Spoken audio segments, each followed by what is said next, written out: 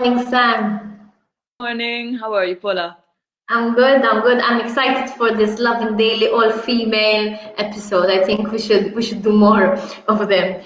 During today's program, Sam and I will be discussing the drama in the Labour Party MEP group over a vote on opening our ports to migration.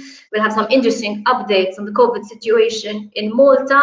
We'll be discussing the Malta Employers Association's proposals to government, including cheaper electricity bills and lower wages for public sector employees. How the Ministry of Education is looking into students' complaints to not being able to get the subsidies related to COVID-19, the benefit scheme. And we'll also see an interesting story how a man used his electric skateboard to help two distressed damsels in distress who were just robbed in Slema. Let's start with our first story, Sam. Sure thing. So, Labour MEP Alex Ajus-Saliba has accused Miriam Dalli of wanting Malta to become a migrant rescue hub. So, trouble in Brussels. So, whilst taking a vote for an exit strategy for member states, Dalli's political group, the Socialists and Democrats, proposed an amendment to the resolution, which would say, essentially calling on member states to abide by their obligation under international law to assist ships in distress and provide a place for disembarkation.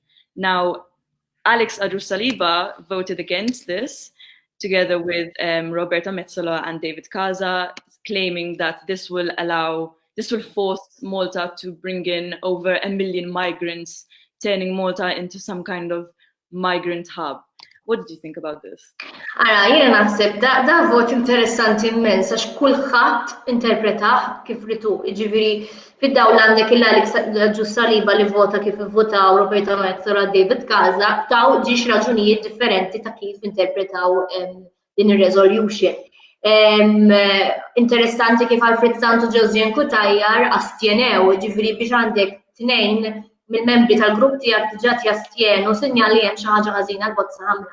Issa, Alex Ajus-Saliba nifhem l-interpreta b'mod literil, ġifieri jekk il-pajjiżi jiġu mġiegħla xorta josservaw l-obbligazzjonijiet internazzjonali tagħhom, Malta forsi ma jkollix dritt li tagħlaq il-portijiet għax tgħid maħniex safe port.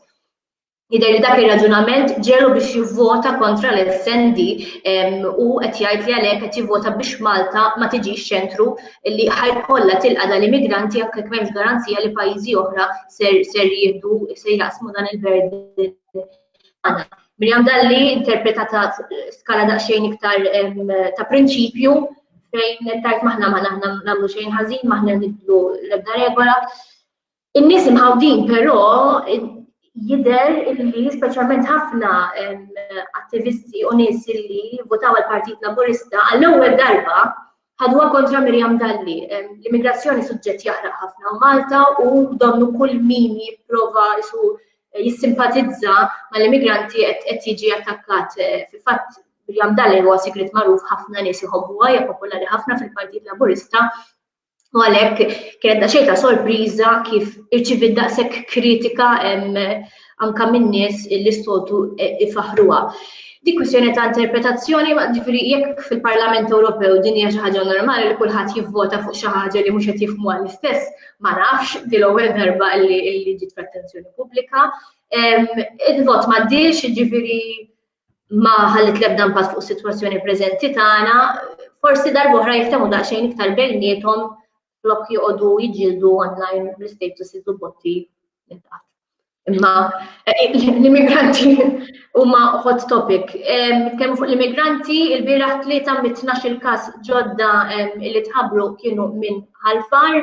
Jekk nagħmlu reżumé daqsxejn tas-sitwazzjoni ta' COVID f'pajjiżna għandna kellna 431 każ ikkonfermat, minnhom 126 ġew rikoverati u bekk anzi għaddilhom ġew rikoverati u bekk bħalissa għandna 302 każijiet attivi li allura huma iżolati.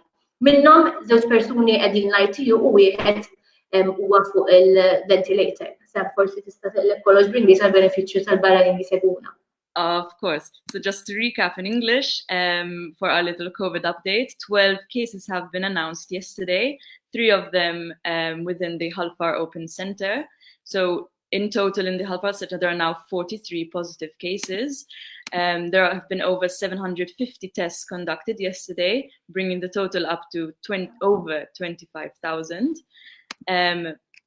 There are 2 people in ITU, one of which is on a ventilator. However, Superintendent Shamin Gauci has said that the rate of infection and transmission has been declining, which is obviously very good news for us. And there's an estimated RO factor in Malta right now of 1.1. Now, as we know, Gauci has said that before we're able to ease restrictions, our R0 factor needs to drop below 1. U fil-fatt ħareġ wieħed jibda jgħid x'inhuma l-iktar miżuri li jistgħu jitnieħu malajr li kellhom l-inqas impatt, però pront kien il-Ministru għal Għawdex Clint Camilleri li għamilha ċara li mhuwiex ħajaċċetta illi n-nies ikunu jistgħu jivvjaġġaw kif iridu bejn Malta u Għawdex qabel ma titneħħa restrizzjoni li jerġgħu jinfetħu l-bars u r-ristorants. Sa wieħed jifhem illi il-bars u r-restaurants huma waħda mill-ikbar high risk factors li jistgħu jerġgħu jżidu konsiderevoli n-numru ta' każijiet, għalhekk jidher li l-Awċina qed jibżgħu mill-Maltin u qed jgħidulhom ibqgħu hemm u jekk mhux xi raġuni valida dawk il-5 jew 6 rekwiżiti li tħabbru ftit tal-ġimgħat ilu ibqgħu fejn intom gawdu l-ambjent ta' Malta u li naħalluna bi kwitna. Kulħadd jara tiegħu x'taħseb inti dwar din Sam? I think if we're not careful, Gozo is going to want to declare independence from Malta and become their own republic. I mean, it does make sense because I feel like if we just start easing travel restrictions between Malta and Gozo, people are going to start thinking, it's sunny now. People are going to start thinking, yeah, I want to go on holiday, and we might risk another spike in the future. So until it's safe enough for restaurants and bars to open, it does make sense to wait for travel restrictions to open until then. Fil-waqt li pajjiżi oħra diskutejni għal-bira di pajjiżi oħra ġieħdu inizjattivi differenti, Milan għandha inizjattiva li ħadd kompletejn l-ambjent. For sure. So in more international COVID-19 news, Milan, which once was the hotspot for COVID-19 in northern Italy, is planning to introduce a plan to reduce cars on the road. So a kind of green recovery strategy, which is a hot topic right now in the EU. So essentially what they're going to be doing is introducing a lot of cycling lanes, widening pavements, converting roads into pedestrianized areas. And, the question is, in terms of Malta, is this something we can do in Malta? And I believe it's definitely something we have to consider, talking about this recovery strategy, re-entry into the global economy. This is the perfect opportunity to finally introduce, some green measures, prioritize the pedestrian, prioritize, the cyclist, and eventually introduce a proper public system transport. I agree with you. If fid-dawl illi tul dal-perjodu kulħadd sar imur jimxi, kulħadd sar cyclist, kull skuża biex noħorġu mid-dar, suppost issa drajna illi tista' tuża r-rota biex iddur meta ma jkollokx periklu kbir ta' karozzi fit-toroq. Jekk mhux issa ma naħsibx illi ħajkonna żmien ieħor li daqshekk ideali biex nintroduċu dawn l-inizjattivi. Qabel kien hemm pjanijiet li jidħol metro naħseb l-ekonomija ta' Malta m'għadix tiflaħ illi daħal xi ħaġa hekk, imma cycle lanes bankini għandhom jingħataw priorità issa lin-nies fl-aħħar din jiċċaqalqu. COVID-related ukoll daqsxejn iktar kontroversjali l-MEA, Malta Employees Association, ħarġu bil-proposti tagħhom il-gvern u kif il-gvern jista' jgħin ħajjet in-nies fi żmien COVID, fosthom qegħdin jappellaw il-gvern biex jitraħħsu l-kontijiet ta' dawl u l-ilma. Din l-istess għajta jgħidu għall-Partit Nazzjonalista ukoll. Easier said than done naħseb għaliex jekk aħna Malta kellna ftehim fejn tikkapja l-prezz taż-żejt, issa l-prezz taż-żejt crashja ma tantx hemm x'jista' jsir bħalma gawdejna meta spajkja issa ħambatu meta crashja. Ma nafx, il-konti ta' dawn li ma dejjem kienu ballun politiku li kulħadd juża, naħseb ħadd fil-verità ma jifhem kif taħdem is-sistema ta' kif tipprezza jew le, kulħadd jispala fl-ajru x'aħseb sehem. I think both these proposals by the Malta Employee Association and the opposition are quite interesting, especially in light of the fact that yesterday, oil prices crashed for the first time in history, turned negative, meaning, suppliers were actually paying to get rid of their supply. And, in light of the whole COVID-19 crisis, businesses are struggling. I definitely think this has to be an immediate proposal for businesses and residences. We're all spending more time at home. We're all, using up more water and electricity. And interestingly, the opposition has said that Malta pays the third highest rates for water and electricity. Dik standard f'dak tip ta' konferenzi tal-aħbarijiet. Proposta oħra tal-MEA li qajmet daqsxejn ta' kontroversja online kienet illi jitnaqsu l-pagi tal-ħaddiema tal-gvern. U hawnhekk inqala kjas u kulħadd ħareġ jiddefendi fehm. Il-ħaddiema tal-gvern ma jaqilgħux l-aqwa pagi, fil-fatt dik hija problema. Wieħed jażel job security fuq il-paga aħjar, allura kien hemm min qed jikkritika din il-proposta għaliex is-settur privat qed jipprova jfarfar fuq il-gvern. Is-soltu logħba bejn is-settur privat u l-gvern ma niżlet tajjeb xejn u ma nafx il-gvern ma naħsibx li ħajazzarda jikkonsidra din il-proposta. I think it was very interesting because the way that they wrote their proposal was kind of like, we should decrease the wages of the public sector, but then also give bonuses to the healthcare sector. So they were just like negative, and then they're like, "Ooh, like healthcare sector, we need to take care of them." They say that we did not buy it. Ma bewx tajjeb biżejjed.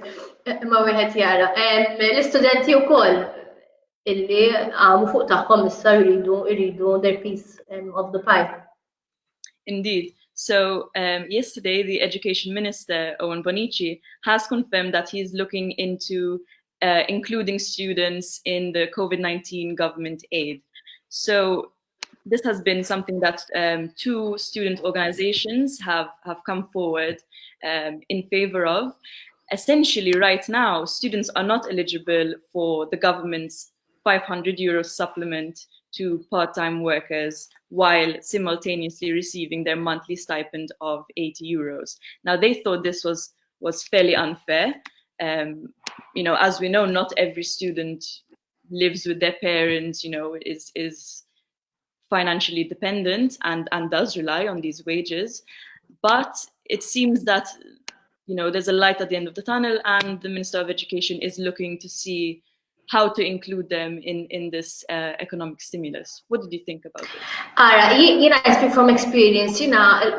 Fil-kors tal-liġi kull sena kont naħdem part-time jekk mhux full-time waqt li nistudja. It's very doable, anzi nħeġġeġ il kulħadd biex jaħdem. Nemmen li prorata għandhom jingħataw xi tip ta' kumpens dawn l-istudenti. Però mbagħad għandek ukoll studenti illi għax kienu jagħmlulek xahar fis-sajf jagħmlu l-Ingliż illi jafu u mhux se jgħidulek isma' anke jien intitolata għal dak tip ta' flus.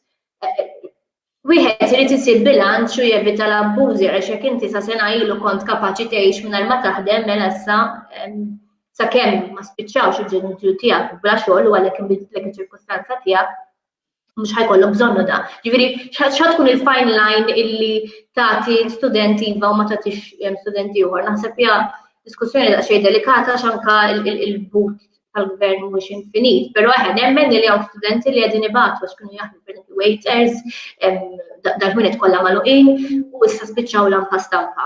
Solidarjetà magħhom nisperaw illi tista' a fair solution għal kulħadd. Nagħlqu għal issa kapitlu tal-COVID u morru storja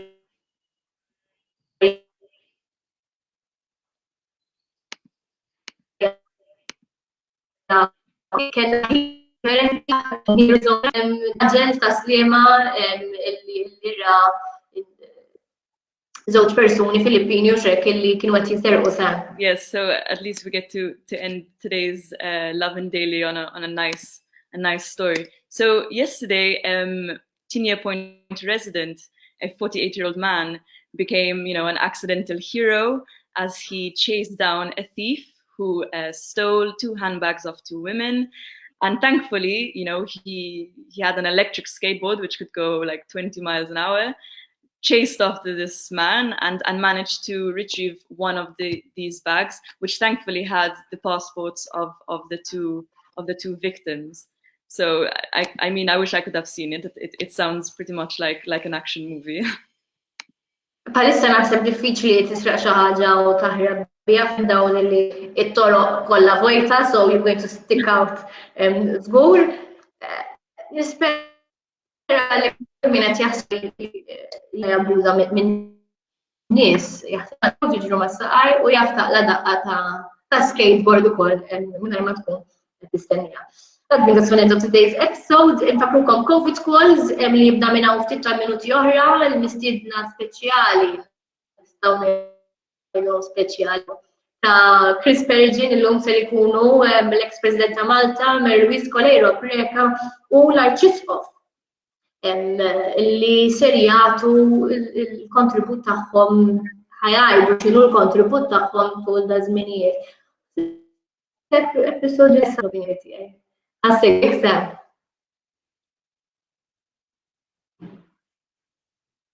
Mela, wasalna f'min ta' programmi uħor fismi u fissem Sam u xiu għaddej full of lovin. Keep safe.